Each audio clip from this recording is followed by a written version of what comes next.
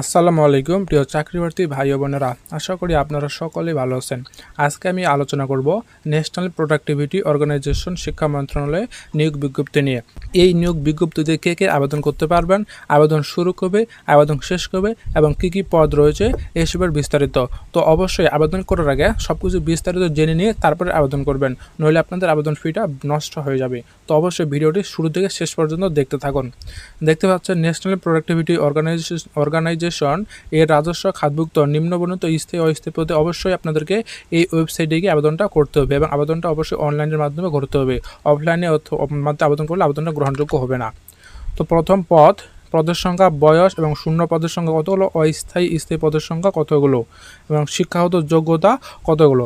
পরিসংখ্যান তথ্যানুসন্ধানকারী 18 থেকে 30 বছর নেবে। স্থায়ী পদের সংখ্যা 5টি, অস্থায়ী পদ সংখ্যা রয়েছে 6টি। কোনো স্বীকৃত বিশ্ববিদ্যালয় হতে অর্থনীতি, ভূগোল, পরিসংখ্যান, ব্যবস্থাপনা, হিসাব বিজ্ঞান, সমাজবিজ্ঞান, গণিত, সমাজকর্ম এসবের বিষয়ের উপরে আপনাকে সিজিপিএ সহ স্নাতক অথবা সমমানের ডিগ্রি অর্জন করতে হবে। দ্বিতীয় শ্রেণী বা সমমানের সিজিপিএ সহ আপনাদেরকে ডিগ্রি অর্জন করতে হবে।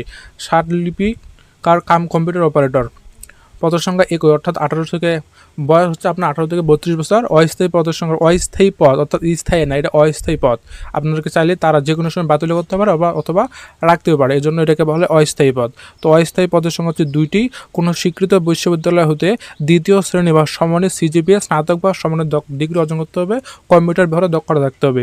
সহকারী গ্রন্থাগার, হিসাব, 60 কম্পিউটার, মুদ্রাঘড়ি কম্পিউটার অপারেটর। এখানে এই লিঙ্ক আমি ডিসক্রিপশন বক্সে দিয়ে রাখবো, পিডিএফ লিঙ্ক। অবশ্যই আপনারা সেখান থেকে পিডিএফটা দেখতে পারবেন। এখন চলে আমরা আবেদন কীভাবে করতে হবে, কী কাগজপত্র লাগবে, পরীক্ষা কীরকমভাবে, এসব বিস্তারিত একটু জেনে নেওয়া যাক। তো দেখতে পাচ্ছেন আবেদন ফর্ম পূরণ এবং পরীক্ষা অংশগ্রহণ ক্ষেত্রে নিম্নবর্ণিত শর্তাবলী অবশ্যই অনুসরণ করতে হবে। ঠিক আছে, তো এখানে দেখতে পাচ্ছেন অ্যাপ্লিকেশন কপি। আপনারা যখন আবেদন করবেন তখন সব কিছু আপনার যা রয়েছে ডকুমেন্ট সব কিছু সাবমিট করার পরে আপনারা আবেদনটা যথেষ্টভাবে নিয়ম অনুযায়ী করবেন। এক্ষেত্রে আপনার ক্ষুদ্র নিগোষ্ঠী, শারীরিক প্রতিবন্ধী, দৃষ্টিহীন থেকে প্রদত্ত সনদ দাখিল করতে হবে। যদি আপনার থাকে কোনো কোটা, সে কোটাগুলো আপনাদেরকে সেখানে সাবমিট করতে হবে। এবং লিখিত ও মৌখিক পরীক্ষায় অংশগ্রহণের জন্য কোনো প্রকার ভাতা প্রদান করা হবে না। এখানে যে লিখিত পরীক্ষা, মৌখিক পরীক্ষা হবে, সেক্ষেত্রে আপনাদেরকে কোনো প্রকার তারা ভাতা প্রদান করবে না। এবং এখানে দেখতে পাচ্ছেন আবেদনপত্র শুরু ও ফি জমা দেওয়ার 18 সেপ্টেম্বর 2025 এবং আবেদন শেষ 8 অক্টোবর 2025 বিকাল 5টার দিকে আবেদন শেষ।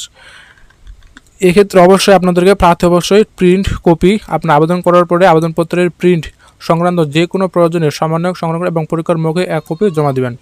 আপনারা SMS-এর মাধ্যমে সে ফিটা প্রদান করতে, আপনার যে পরীক্ষার ফি রয়েছে সেটা SMS-এর মধ্যে প্রদান, সেটা হচ্ছে টেলিটক সার্ভিস চার্জ।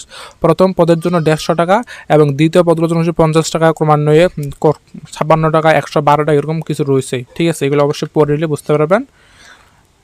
SMS-এর মাধ্যমে টাকা পাঠানোর নিয়মটা এখানে দেওয়া আছে, কীভাবে টাকা পাঠাতে হবে। যদি না পারেন অবশ্যই আমার সাথে কন্ট্যাক্ট করতে পারেন, আমি আপনাদের অ্যাপ্লাইটা করে দিতে পারবো। তো এই ছিল আজকের বিস্তারিত। তো অবশ্যই যারা যে কোনো পদে আবেদন করেন না কেন, ইউটিউব থেকে একটা ভিডিও আগে বিস্তারিত জেনে নেবেন, দেখে নেবেন। যদি আপনার কোনো কোশ্চেন থাকে অবশ্যই কমেন্ট করে জানাবেন, আমি যথেষ্ট অ্যান্সার করার চেষ্টা করব। তো এই ছিল এই সার্কুলার নিয়ে বিস্তারিত।